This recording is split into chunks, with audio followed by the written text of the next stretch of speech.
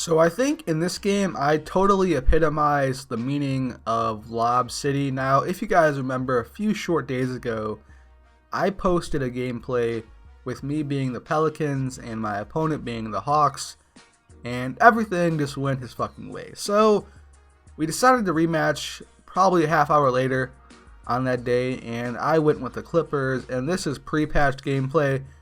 Do not try this with the post-patch gameplay because you will definitely lose. It seems like post-patch wise, Blake and DeAndre are sort of useless to me anyway, unless you're going into the post with Blake just because he is an incredible post player, but DeAndre, terrible free throw shooter, not too great in the post, so he's only really good for dunks and rebounds and playing defense, which is not bad, but with the way lobs have been toned down, it's not very favorable to use the Clippers anymore just because their offense or how you run their offense is going to be dependent on running a lob scheme pretty much because Chris Paul is a good point guard, but he's not a player like Westbrook or LeBron or Durant or Melo that can go to the rim and score a basket if you need one. He just can't finish over bigs like those other guys. Now, it's still a pretty good team. Now, my lineup in this game was Chris Paul, Redick, Wesley Johnson, Blake, and DeAndre.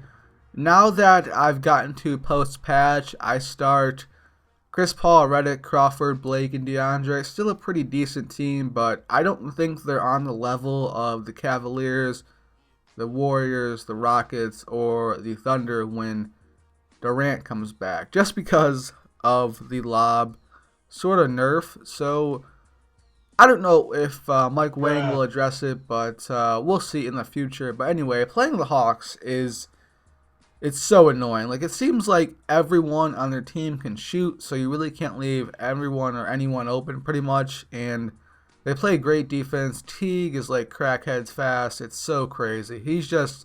And the craziest thing was that Chris Paul, for no reason, just flopped there. But Chris Paul has like 82 speed, I think, and I think that's kind of accurate, but it's just so weird him not being fast or quick to get to the ball or get to the rim or get to the guy by the rim to throw a lob to. And like I said before, one thing you'll see in this video are plenty of lobs. I think Chris Paul may have had like 22 assists at the end of the game. That's pretty incredible for 2K16, but DeAndre may be the best defensive big in the game. Andre Drummond and Dwight being a close second if you're talking only regular game or regular teams. Now, I think the best defensive player overall is either Hakeem, Kareem, or Bill Russell. So they're pretty great, obviously legendary players, but regular team-wise, current day, it's DeAndre, Andre Drummond into Dwight Howard, and Rudy Gobert is pretty solid as well. He's just too frail. Anthony Davis, the same thing.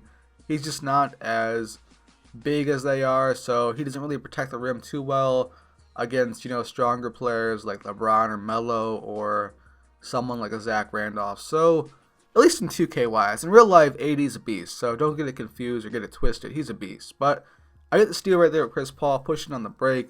Gonna throw it to DeAndre behind my back. He finishes right over, I believe that's Kent Bazemore. Yeah, Bazemore is actually out right now with a hamstring injury, if I'm correct. But running my money play, I find Redick in the corner, and that's a really nice play just because they have to decide what to guard if they're playing zone defense. And versus man, the majority of the time, if you get past your defender, whether they be on ball or off ball, you can throw the lob if it's there. So he scores in a lag too right there with Kyle Korver. But one thing I wanted to tell you guys was that my defensive video will be coming out soon. I know a lot of you in the comments, like for my Jalil Okafor video, pretty much like 4 comments off of it were just, when's the defensive vid coming out? And pretty much it'll just be a man-to-man guide because basically the 2 defenses that I run this year are man-to-man and 2-3 zone. And I switch it up depending on who my personnel is. So in my playoff league or my online league, I'm playing, the Pistons with LeBron James. I have no one to guard him. So I'm going to go into a 2-3 zone. And Alonzo G is a pretty good defender, but he's not going to stop or contain or hold LeBron anything less than 30. So I had to play a 2-3 zone in the playoffs. But now the next round I'm playing, for example, like James Harden. And I feel more comfortable with Alonzo G or Thomas Robinson or someone else defending Harden just because he's not as strong. But he still does get his fair share of calls, so he's still a pretty great player, obviously. But hit him with a nice crossover, find Dre right there for the standing lob. And Chris Paul, easily one of the best passing point guards ever, probably. And he's probably going to be, for sure, a first ballot Hall of Famer. And it's good to see that he has a chance to actually win a title, because this Clippers team, they're good enough to win a championship. It's just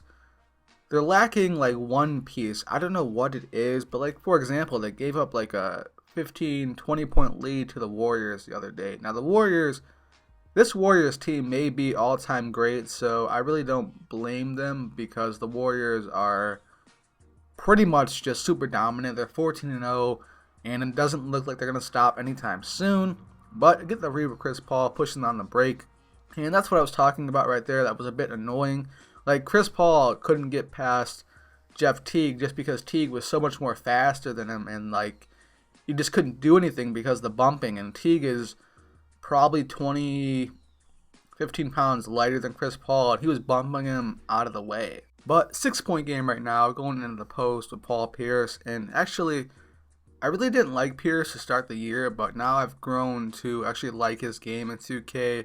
Not the greatest defender, but Corver hits just an incredible 3 right there. And 2K starting to bring him back, of course, but going to find Blake for the standing lob right here. I actually thought that may have gotten bumped by Horford, but he didn't react at all. And right here I get the pushing it with CP3. Going to find Redick, and I think this was like my maybe third perfect release of the year. And it's so weird because last year I used to get like 4 to 7 a game. But anyway, this game is coming to a close, so if you guys enjoy the gameplay, drop a like and subscribe if you are new to the channel. He hits just a stupid-ass shot with Horford right there. 64, 55, or 57, whatever the fuck it is. But gonna get a lob right there, the DJ, and that's gonna be the game. Drop a like and subscribe. I'm out. Peace.